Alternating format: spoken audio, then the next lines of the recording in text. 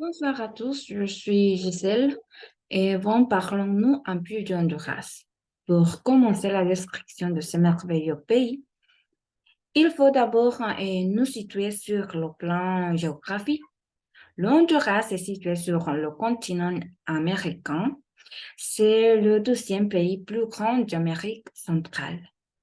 Il possède un écosystème varié avec de vastes plages de Caraïbes, de la jungle, de nombreux terrains montagneux, ainsi que de charmantes villes coloniales.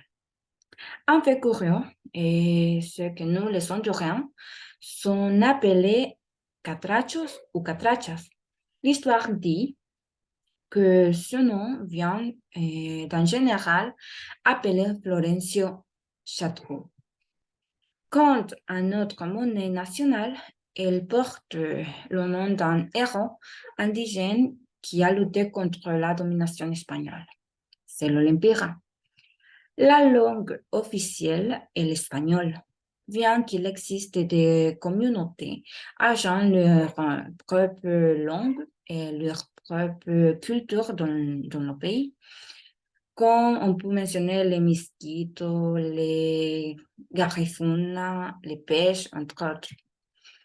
L'une des principales attractions du Honduras est le système de la barrière de corail mésoaméricain, qui est le deuxième plus grand récif corallien du monde. Par ailleurs, si vous êtes plutôt amateur de plage et de soleil, il existe des îles paradisiaques au Honduras, comme Utila, Guanaja, Roatán. Bon, il est important de mentionner qu'il existe une communauté, donc la langue, la musique et la culture font partie du patrimoine oral de l'UNESCO. Ce sont les Garifuna, descendants des esclaves africains et des peuples indigènes de l'Inde.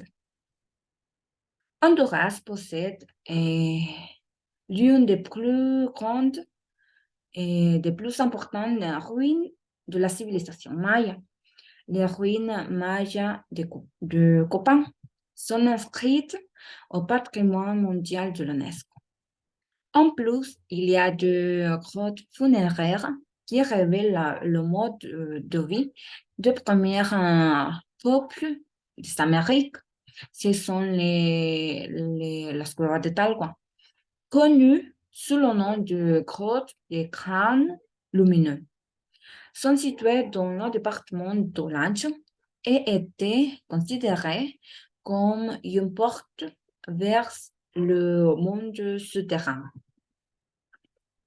À propos de la gastronomie, il faut savoir que la cuisine honduраine combine différentes gastronomies.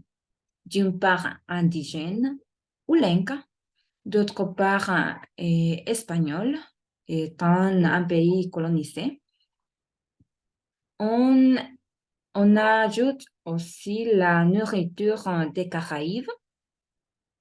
Et il y a aussi des plats garifuna. Nous avons la baleada, le tapado lanchano, les dérivés du maïs, comme l'atoll de lote, qui est une boisson millénaire. Les tamales, la sopa de caracol, qui est une soupe typique du Honduras. Et entre autres. En résumé, l'Honduras est un pays magique avec une culture diversifiée que nous devrions tout apprendre à connaître. Merci.